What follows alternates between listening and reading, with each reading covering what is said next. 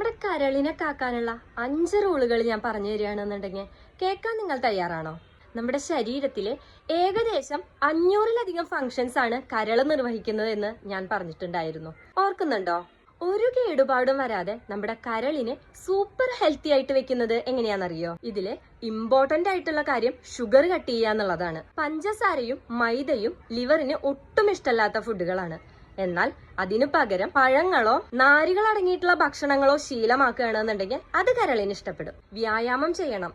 ദിവസവും 20 മിനിറ്റെങ്കിലും നമുക്കായിട്ട് നമ്മൾ മാറ്റിവെക്കാൻ തയ്യാറാവണം. ഇത് ലിവറിലെ അനാവശ്യ കൊഴുപ്പിനെ കളയാനായിട്ട് സഹായിക്കും. അതുപോലെ പെയിൻ കില്ലേഴ്സ് വാങ്ങി ഉപയോഗിക്കുന്നത് ഒഴിവാക്കുക, പ്രത്യേകിച്ച് ഡോക്ടേഴ്സിന്റെ പ്രിസ്ക്രിപ്ഷൻ ഇല്ലാതെ. മരുന്നുകളുടെ അമിത ഉപയോഗം ലിവറിന് പണി കിട്ടാനുള്ള സാധ്യത കൂടുതലാണ്. ശരീരത്തിലെ വിഷാംശങ്ങളെ പുറന്തള്ളാനായിട്ട് ധാരാളം വെള്ളം കുടിക്കുന്നത് നല്ലതാണ്. രാത്രി ഭക്ഷണം നേരത്തെ കഴിക്കുക. ഉറങ്ങുന്നതിന് 2-3 മണിക്കൂർ മുന്നേ കഴിക്കാനായിട്ട് ശ്രദ്ധിക്കുക.